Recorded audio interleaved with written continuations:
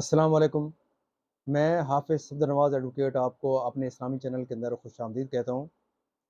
آج ہم سورہ البقرہ کی آیت نمبر 54 سے لے کر 59 تک کا تلاوت، ترجمہ اور تفسیر پڑھنے کا شرف حاصل کریں گے۔ پہلے ہم درود شریف پڑھتے ہیں۔ اللہم صلی علی محمد وعلی آل محمد کما صلیت علی ابراہیم وعلی آل ابراہیم انک حمید مجید۔ اللہم بارک علی محمد وعلی آل محمد کما بارکت علی ابراہیم وعلی آل ابراہیم انک حمید مجید۔ اما بعد فاعوذ باللہ من الشیطان الرجیم، بسم اللہ الرحمن الرحیم۔ وَإِذْ قُلْتُمْ يَا مُوسَىٰ لَن نُّؤْمِنَ لَكَ حَتَّىٰ نَرَى اللَّهَ جَهْرَةً فَأَخَذَتْكُمُ الصَّاعِقَةُ وَأَنتُمْ تَنظُرُونَ ثُمَّ بَعَثْنَاكُم مِّن بَعْدِ مَوْتِكُمْ لَعَلَّكُمْ تَشْكُرُونَ وَظَلَّلْنَا عَلَيْكُمُ الْغَمَامَ وَأَنزَلْنَا عَلَيْكُمُ الْمَنَّ وَالسَّلْوَىٰ كُلُوا مِن طَيِّبَاتِ مَا رَزَقْنَاكُمْ وما ظلمونا ولكن كانوا أنفسهم يظلمون وإذ قلنا ادخلوا هذه القرية فكلوا منها حيث شئتم رغدا وادخلوا الباب سجدا وقولوا خطة نغفر لكم خطاياكم وسنزيد المحسنين فبدل الذين ظلموا قولا غير الذي قيل لهم فأنزلنا على الذين ظلموا رجزا من السماء بما كانوا يفسقون۔ صدق اللہ العظیم۔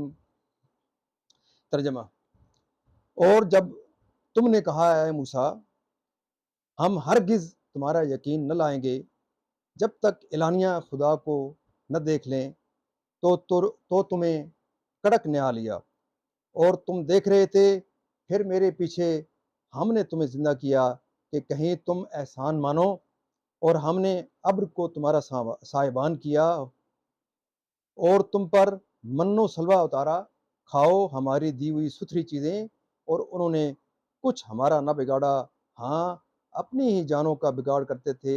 اور جب ہم نے فرمایا اس بستی میں جاؤ، پھر اس میں جہاں چاہو بے روک ٹوک کھاؤ، اور دروازے میں سجدہ کرتے داخل ہو، اور کہو ہمارے گناہ معاف ہوں، ہم تمہاری خطائیں بخش دیں گے، اور قریب ہے کہ نیکی والوں کو اور زیادہ دیں۔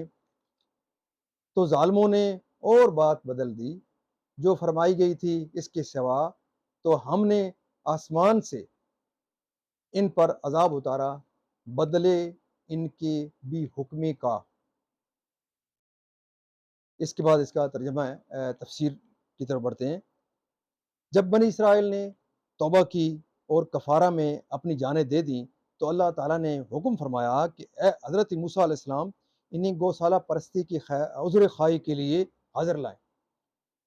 حضرت ان میں سے 70 آدمی منتخب کر کے کوہ طور پر لے گئے۔ وہاں وہ کہنے لگے، اے موسیٰ، ہم آپ کا یقین نہ کریں گے جب تک خدا کو اعلانیہ نہ دیکھ لیں۔ اس پر آسمان سے ایک ہولناک آواز آئی جس کی ہیبت سے وہ مر گئے۔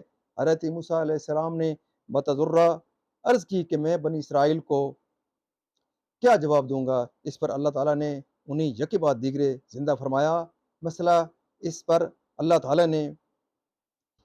اس سے شان انبیاء معلوم ہوتی ہے کہ حضرت موسیٰ علیہ السلام نے لن نؤمن لک کہنے کی شامت میں بنی اسرائیل ہلاک کیے گئے۔ حضور سید عالم صلی اللہ علیہ وسلم کے عہد والوں کو آگاہ کیا جاتا ہے کہ انبیاء کی جناب میں ترک ادب غضب الہی کا باعث ہوتا ہے، اس سے ڈرتے رہیں۔ مسئلہ یہ بھی معلوم ہوا کہ اللہ تعالیٰ اپنے مقبولان بارگاہ کی دعا سے مردے زندہ فرماتا ہے۔ جب حضرت موسیٰ علیہ السلام فارغ ہو کر لشکر بنی اسرائیل میں پہنچے اور آپ نے انہیں حکم الہی سنایا کہ ملک شام حضرت ابراہیم علیہ السلام اور ان کی اولاد کا مدفن ہے، اسی میں بیت المقدس ہے، اس کو عمالقہ سے آزاد کرانے کے لیے جہاد کرو اور مصر چھوڑ کر وہیں گھر بناؤ۔ مصر کا چھوڑنا بنی اسرائیل پر نہایت شاق تھا۔ اول تو انہوں نے اسی پسو پیش کیا، اور بجبر و کرا حضرت موسیٰ و حضرت ہارون علیہ السلام کی رکاب سعادت میں روانہ ہوئے تو راہ میں جو کوئی سختی دشوار پیش آتی، حضرت موسیٰ علیہ السلام سے شکایتیں کرتے۔ جب اس صحرا میں پہنچے جہاں نہ سبزہ تھا، نہ سایہ، نہ غلہ ہمارا تھا، وہاں دھوپ کی گرمی اور بھوک کی شکایت کی۔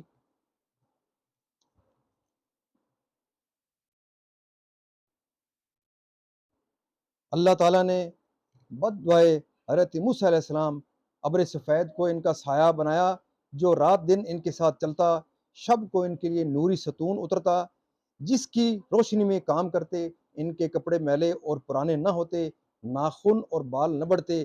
اس سفر میں جو لڑکا پیدا ہوتا اس کا لباس اس کے ساتھ پیدا ہوتا، جتنا وہ بڑھتا لباس بھی بڑھتا۔ من ترنجین کی طرح ایک شیریں چیز تھی، روزانہ صبح صادق سے طلوع آفتاب تک ہر شخص کے لیے ایک سا کی قدر آسمان سے نازل ہوتی، تو لوگ اس کو چادروں میں لے کر دن بھر کھاتے رہتے۔ سلوا ایک چھوٹا پرندہ ہوتا ہے، اس کو ہوا لاتی، یہ شکار کر کے کھاتے۔ دونوں چیزیں شمبا کو مطلق نہ آتی، باقی ہر روز پہنچتی، جمعے کو اور دنوں سے دونی آتی۔ حکم یہ تھا کہ جمعہ کو شمبا کے لیے بھی حسب ضرورت جمع کریں، مگر ایک دن سے زیادہ کا جمع نہ کرو۔ بنی اسرائیل نے ان نعمتوں کی ناشکری کی، ذخیرے جمع کیے، وہ سڑ گئے اور ان کی آمد بند کر دی گئی۔ یہ انہوں نے اپنا ہی نقصان کیا کہ دنیا میں نعمت سے محروم اور آخرت میں سزاوار عذاب کے ہوئے۔ اسی بستی سے بیت المقدس مراد ہے، یا اریحا جو بیت المقدس کے قریب ہے، جس میں عمالقہ آباد تھے، اور اس کو خالی کر گئے۔ وہاں غلے میوے بکثرت تھے۔ یہ دروازہ ان کے لیے بمنزلہ کعبہ کے تھا، اس میں داخل ہونا اور اس کی طرف سجدہ کرنا سب سبب کفارہ ذنوب قرار دیا گیا۔ مسئلہ اس سے معلوم ہوا کہ زبان سے استغفار کرنا اور بدنی عبادت سجدہ وغیرہ بجا لانا توبہ کا متمم ہے۔ مسئلہ یہ بھی معلوم ہوا کہ مشہور گناہ کی توبہ با اعلان ہونی چاہیے۔ مسئلہ یہ بھی معلوم ہوا کہ مقامات متبرکہ کی جو رحمت الہی کے مورد ہوں، وہاں توبہ کرنا اور طاعت بجا لانا ثمرات نیک اور سرت قبول کا سبب ہوتا ہے۔ معزز ناظرین، یہاں تک اس کی تفسیر تمام ہوتی ہے۔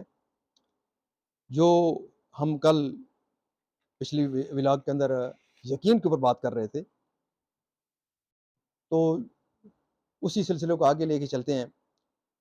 اللہ تعالیٰ اپنے نبی سے فرماتا ہے کہ اے نبی، جب میرے بندے آپ سے میرے بارے میں سوال کریں تو ان کو بتا دیجئے کہ میں قریب ہوں۔